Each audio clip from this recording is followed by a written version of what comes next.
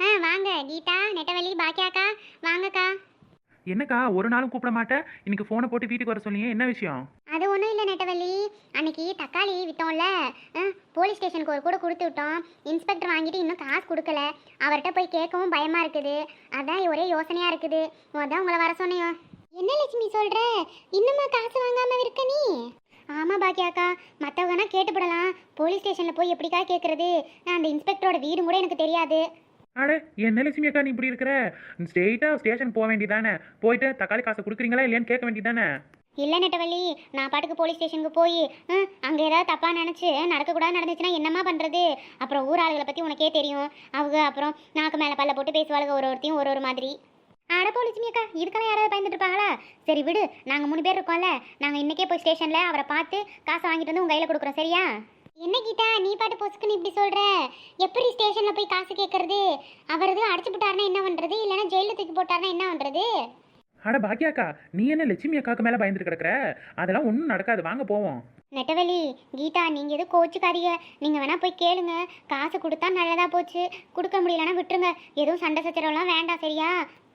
அட உன் காசை வாங்குறதுக்கு நீ வரலானா எப்படி? நட போவோம். இல்லை இல்லை வேணாம் கீதா, பயமாக இருக்குது. நீங்கள் போய் கேளுங்க, கொடுத்தாங்கன்னா சந்தோஷம். நீங்கள் வேணா ஆள் கொஞ்சம் கொஞ்சம் எடுத்துகிட்டு எனக்கு ஒரு 500 ரூபா கொடுங்க போதும். என்ன லட்சுமி நீ இப்படி சொல்லிட்டு கிடக்குறவ? சரி விடு, இவளுங்க தான் கூப்பிட்றாளுங்க, நானும் போய் பார்க்குறேன். கொடுத்தா நல்லது தானே, நமக்கு செலவாக்காச்சு. சரி நீ இரு, நாங்கள் போய் என்னன்னு பார்த்துட்டு வரோம். ஆமாம் பாக்கியாக்கா, சரி என்னன்னு பார்த்துட்டு வாங்க. நெட்டவள்ளி உள்ளே போயே ஆகணுமாடி? 1க்கு 2 தடவை யோசிச்சுக்க, பயமாக இருக்குதுடி. அட பாக்கியாக்கா, இவ்வளோ தூரம் வந்துட்டு உள்ளே போடலன்னா எப்படிக்கா? வாக்கா என்ன எதுன்னு போய் பார்த்துட்டு வந்துடுவோம். இல்லைன்னா ஒன்று பண்ணுவோமா? நான் வேணா எங்கள் வீட்டுக்காரர் சம்பளம் வாங்கிட்டு வந்தாருன்னா அதில் ஒரு 1000 ரூபா எடுத்து வைக்கிறேன். அதை வேணா நம்ம லட்சுமிக்கு கொடுத்துருவோமா தக்காளி காசுன்னு? அட பாக்கியாக்கா, சொல்கிறது கேளுக்கா. நம்மளாம் போலீஸ் ஸ்டேஷனை இப்போ விட்டால் வேற எப்போ பார்க்க போகிறோம்? கொஞ்சம் யோசிச்சு பாருங்க. இதுக்காக கொலை பண்ண முடியுமா, இல்லை எங்கேயாவது போய் திருட தான் முடியுமா? என்ன கீதா நீ இப்படி பேசுறவ? இதெல்லாம் நமக்கு சரிப்பட்டு வராதுடி. கொஞ்சமாவது யோசிச்சு தான் பேசுறியா? பாக்கியாக்கா ப்ளீஸ்க்கா ப்ளீஸ்க்கா, நீயும் அந்த அக்கா மனசை மாத்திராதக்கா. நான்லாம் இது வரைக்கும் போலீஸ் ஸ்டேஷனுக்குள்ளே போய் பார்த்ததே இல்லைக்கா. வாக்கா ஒரே ஒரு தடவை போய் பார்த்துட்டு வந்துடுவோம். ஏண்டி போலீஸ் ஸ்டேஷனை பார்த்தது இல்லைங்கிறதுக்காகவா நீ இம்புட்டு தூரம் கூட்டிட்டு வந்த? அப்ப லட்சுமிக்கு காசு வாங்கி கொடுக்கறதுக்கு இல்லையா? அட ரெண்டுமே தாக்கா. சரி மசன்னு நிற்காத. போலீஸ் ஸ்டேஷன் முன்னாடி இப்படி கூட்டமாக நின்று பேசினா வச்சுக்கோயேன், நம்ம ஏதோ தப்பு பண்ணியிருக்கோம்னு சொல்லி தூக்கி உள்ளே போட்டுருவாங்க பார்த்துக்க. ஏண்டி 3 பேர் இப்படி ரோட்ல நின்று பேசுறது உனக்கு கூட்டமா? எப்படி இப்போ உள்ள போக தானே போறோம்? தூக்கி போட்டா என்ன? சொன்னா இவ்வளவா போறீங்க? போங்க போய் தொலைங்க. ஓச்சுக்காது பாக்கியாக்கா. பரவாயில்லடி நெட்டவள்ளி, படத்துல காட்டுறதை விட போலீஸ் ஸ்டேஷன் நல்லதா இருக்கும் போல. அட ஆமா கீதாக்கா, அவங்க சும்மா காட்டுவாங்க செட்டப்பு, இதுதானே ஒரிஜினலு. என்னடி உள்ள யாரையுமே காணோம்? உள்ள இருப்பாங்களா இருக்கும், தெரியல, இருங்க கூப்பிடுவோம். ஏண்டி நெட்டவள்ளி, போலீஸ்காரங்களை தான் யாரையும் காணோன்னா குற்றவாளியும் கூட யாரையும் காணோம். அங்க பாரு லாக்கப் உள்ள எம்டியா கிடக்குது. ஏக்கா ரொம்ப ஃபீல் பண்ற போல இருக்கு, நீ வேணா போய் 2 நாள் தங்கிட்டு வரியா? நல்லா சொல்லுவாமா, சும்மா சொன்னடி. போ கூப்பிடு, யாராவது உள்ள இருந்து வரட்டும். Sir, inspector sir, Thuraisingam sir. யாருமா நீங்களாம்? என்ன விஷயம்? என்ன கீதாக்கா, இவருக்கு ஞாபக மறதி அதிகமோ? எப்போ பார்த்தாலும் யார் யாருன்னு கேட்டுட்டு இருக்காரு. நம்மள தான் அன்னைக்கு நகை திருடுறப்ப நாக்கடையில் பிடிச்சி கொடுத்தோம், அப்புறம் நம்ம தான் தக்காளி விற்றோம். இவர் எல்லாத்தையும் மறந்துடுறாரு. என்ன கீதாக்கா பண்றது? இவருக்கு அன்னைக்கு ஒரு கூட தக்காளி கொடுத்துருக்க கூடாதுடி, வல்லாரக்கீரை வாங்கி கொடுத்துருக்கணும். அவர் நம்மளை தான் பார்த்துட்டு இருக்காரு. கேட்க போது வாயை மூடிட்டு இருங்கடி.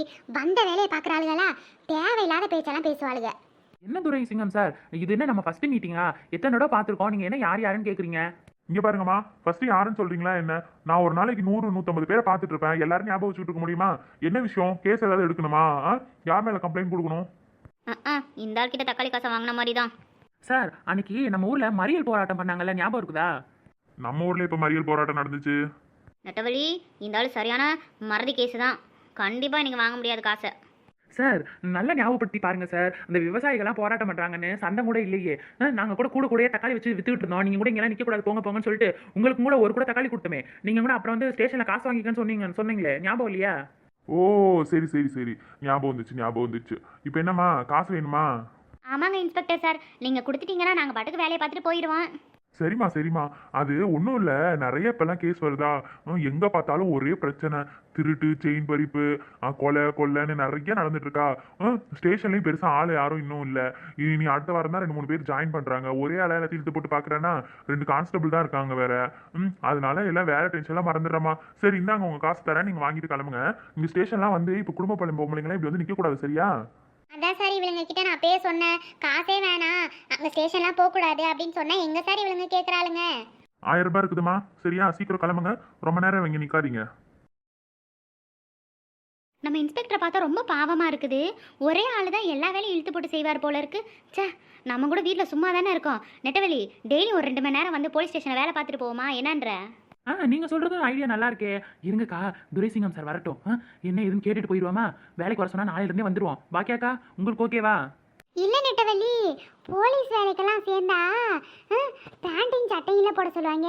நான் வேற குண்டா இருக்கேன், போட்டால் நல்லா இருக்காதே. அடடடடா, நம்ம பாக்கியாக்காவுக்கு இந்த என்ன வேற இருக்குதாக்கும். நாங்கள் சும்மா சொல்லிக்கிட்டு இருக்கோங்க்கா. சும்மா சொன்னீங்களாக்கும், நான் கூட உண்மை நினச்சிட்டேன். சரி சரி விடு. அட, அப்போ பாக்கியாக்காவுக்கு போலீஸ் ஆகணும்னு ஆசை போல இருக்குது. பெருசாலாம் ஒன்றும் ஆசை இல்லை நெட்டவள்ளி. இருந்தாலும் சின்ன பிள்ளையா இருக்கையில் இது மாதிரி போலீஸ் ஆகணும், துப்பாக்கி எடுத்து டொப்பு டொப்பு டொப்புன்னு சுடணும், திருடங்களை பிடிக்கணும் அப்படிலாம் இருந்தது. எங்கே கல்யாணம் பண்ணிட்டு இந்த 2 பிள்ளைகளை கட்டி மேய்க்கிறதே பெரிய பாடாக இருக்குது. திருடங்களை சுடணும்னு நினச்சேன், இப்போ தோசையை சுட்டுட்டு இருக்கேன். அப்படிதான் வித்தியாசம். பாக்கியாக்கா, சொல்ல போனா நம்மளும் போலீஸ்காரங்களும் ஒண்ணுதாக்கா. நம்ம என்ன தோசையை சுடுறோம், நீங்க சொன்ன மாதிரி நம்ம தோசையை திருப்பி போடுவோம். அவங்க திருடனுங்க சுடுறாங்க. அதுக்கப்புறம் நம்ம துணியை துவைச்சு காய போடுற மாதிரி அவங்க தப்பு பண்றவங்கள துவைச்சு காய போடுறாங்க. அப்படிதான் வித்தியாசம். ஐயா சொன்ன கீதா. ஏமா 3 பேரையும் நான் அப்பவே கிளம்ப சொல்லிட்டல, கிளம்புங்க. சார் அதை கிளம்பிட்டோம் சார், கிளம்பிட்டோம் சார். நீங்கள் என்ன சார் யூனிஃபார்மை தொப்பியும் கையில் வச்சு நிற்கிறீங்க? அது ஒன்றும் இல்லைம்மா, ரொம்ப நாளாக தேடிட்டு இருந்த அக்யூஸ்டு இங்கே தான் ஒரு பாரில் இருக்கானா. அவனை பிடிக்க போகணும். பார்த்தா இந்நேரத்தில் யாரையும் காணோம் ஸ்டேஷனில். அதான் ட்ரைனிங்கில் இருக்க 2 போலீஸை வர சொல்லியிருக்கேன். அவங்களுக்கு இந்த யூனிஃபார்மை கொடுத்து மாட்டிட்டு கூட கூட்டிகிட்டு போகணுமா. சார் நாங்கள் வர்றோம் சார். நாங்கள் நல்லா அக்யூஸ்டை நல்லா பிடிப்போம் சார். ஏமா லூசாமா நீங்கள்? ஃபஸ்ட்டு நீங்கள் கிளம்புங்க, தேவையில்லாத பேசிட்டு இருக்கீங்க. சார் என்ன சார், அக்யூஸ்ட்டை பிடிக்கணும் அப்படி தானே சார்? அதுலலாம் எங்களுக்கு ட்ரைனிங் ரொம்ப அதிகம் சார். ஆமாங்க சார், வீட்டில் கறிக்குழம்பு வைக்கிறதுக்கு கோழியை விரட்டி பிடிப்போம் சார். இத்தனோண்டு கோழியவே பிடிக்கல, அவ்வளோ பெரிய அக்யூஸ்ட்டை பிடிக்க முடியாதா? அதெல்லாம் பிடிச்சிருவோம் சார். நம்பி எங்களை கூட்டிகிட்டு போங்க sir, please sir, please sir. ஆமாங்க சார், எனக்கும் சின்ன வயசுலேருந்து போலீஸ் ஆகணும் ரொம்ப கனவு சார். இப்போ மட்டும் இந்த இது உதவி செஞ்சீங்கன்னா நான் மறக்கவே மாட்டேன் சார். என்னோட சின்ன வயசு கனவும் கூட உங்களால் நிறைவேறிடும் சார். அட நீங்கள் வேறம்மா, இவனுங்களை வர சொல்லி எவ்வளோ நேரம் ஆகுது? ட்ரைனிங் முடிச்சுட்டு இன்னுமா வர்றாங்க? ஷோ சரி, இது வந்து நமக்குள்ளே இருக்கட்டும், வெளியில் யாருக்கும் தெரிய வேணாம் சரியா? இந்தா இங்கே ஒரு யூனிஃபார்ம் இருக்குது, உள்ள 2 பேருக்கு இருக்குது, சீக்கிரம் போய் மாற்றிட்டு வாங்க போகலாம். Jolly jolly, thank you sir, thank you sir. ஒரே ஒரு நிமிஷம் சார், மாற்றிட்டு வந்துடுறோம். வாங்க வாங்க சீக்கிரம் போவோம், வாங்க வாங்க. நம்ம கொஞ்சம் ரிஸ்க் எடுக்கிறோமோ, என்ன பண்ணுறது? சரி பரவாயில்ல, நமக்கு தேவை அக்யூஸ்டு, எப்படியாவது பிடிக்க வேண்டியதான். இன்ஸ்பெக்டர் சார் எப்படி இருக்கு எங்களுக்கு போலீஸ் ட்ரெஸ்ஸு? கரெக்டாக இருக்குதுமா, பரவாயில்லையே. எல்லாரும் ஹவுஸ் ஒய்ஃப்னு பார்த்தா போலீஸுக்கு ஏற்ற முகபாவனை உடம்பெல்லாம் கரெக்டாக கட்டுக்கோப்பாக வச்சுருக்கீங்க. சூப்பர்மா, சூப்பர். இன்ஸ்பெக்டர் சார் ரொம்ப ரொம்ப தேங்க்ஸ் சார். இந்த ட்ரெஸ்ஸை போட்டதுக்கப்புறம் நானே உண்மையான போலீஸ் ஆன மாதிரி எனக்கு அப்படி ஒரு சந்தோஷம் சார். ரொம்ப நன்றிங்க சார். இதை நான் மறக்கவே மாட்டேன் சார். சார் இதில் ஒரே ஒரு ஃபோட்டோ எடுத்து வச்சுக்கட்டுமா சார்? இங்க பாருங்கம்மா, விட்டா என் வேலைக்கே உழ வச்சிருக்கீங்க போல இருக்கே. போட்டோவே எடுத்துடாதமா, பேசாம இருங்க சரியா? உங்களையே நான் பெரிய ரிஸ்க் எடுத்து தான் கூட்டிட்டு போறேன், பேசாம இருங்க. இல்லை சார், ஒரு ஃபோட்டோ ஒன்று எடுத்து ஃப்ரேம் போட்டு வீட்டில் மாட்டலான்னு பார்த்தேன். சரி விடுங்க, பாவம் எங்கனால எதுக்கு உங்கள் வேலை போயிடுச்சுன்னா. வேண்டாம் வேண்டாம் சார். என்ன வேலைன்னு சொல்லுங்க சார். எத்தனை ரவுடியை சுடணும், எத்தனை ரவுடியை என்கவுண்டரில் போடணும் சொல்லுங்க சார். இந்த ட்ரெஸ்ஸை போட்டதுக்கப்புறம் அப்படி ஒரு தெம்பு தைரியமும் வந்துருச்சு பாருங்க. அது சுடுறீங்களா, என்கவுண்டர்ல போடுறீங்களா? ஏமா இப்போ ஒரு சும்மா சாதாரண ஒரு ரவுடியை பிடிக்க தான் பாருக்கு போறோம் சரியா? உங்க ட்ரெஸ்ல துப்பாக்கி வச்சிருக்க இடத்துல துப்பாக்கி இருக்குன்னு நினைச்சுக்காதீங்க. சும்மா அது டிசைன் மட்டும்தான், துப்பாக்கியெல்லாம் இல்லை சரியா? அட என்ன துரைசிங்கம் சார், யூனிஃபார்ம் போட்டதுக்கு ஏதாவது பெரிய வேலையாக கொடுப்பீங்கன்னு நினைச்சேன். சரி விடுங்க. சரிம்மா, தகவல் வந்து ரொம்ப நேரம் ஆகுது, நம்ம ரொம்ப லேட் பண்ணிட்டோம். சீக்கிரம் வாங்க, போயிட்டு ஸ்பாட்ல போய் ஆளை பிடிக்கணும். வாங்க வாங்க. போகிற இடத்துல எப்படியாவது நான் ரவுடியை பிடிச்சி நல்ல பேர் வாங்கி இந்த வேலையை நான் பர்மனெண்ட் ஆக்குறேனா இல்லையான்னு பாரு. ஆமாம் கீதா, நீ சொல்கிறது கரெக்டு தான். எப்படியாவது அந்த ரவுடியை நம்ம 3 பேரும் மடக்கி பிடிச்சிடணும். பிடிச்சிட்டோன்னு வச்சுக்கோங்க, நம்மளை ஃபோட்டோலாம் எடுத்து டிவிலலாம் போடுவாங்கல்ல, அதுக்கப்புறம் நம்மளே போலீஸ் ஆகிடுவோம், நமக்கு வேலை கொடுத்துருவாங்க. என்ன சொல்கிற? ஆமாம் ஆமாம், அப்படியே 2 பேரும் கனவு காண்டுட்டுருங்க. அதெல்லாம் ஒன்றும் கொடுக்க மாட்டாங்க. இதுக்கெல்லாம் நிறையா படிக்கணும், எக்ஸாம் எழுதணும், ட்ரைனிங்லாம் இருக்குது. நமக்கெல்லாம் வேலை கிடைக்கிறது கஷ்டம் தான். சரி நடங்க, சீக்கிரம் போவோம். பாவம் அந்த இன்ஸ்பெக்டருக்கு ஏதாவது உதவியாவது பண்ணுவோம்.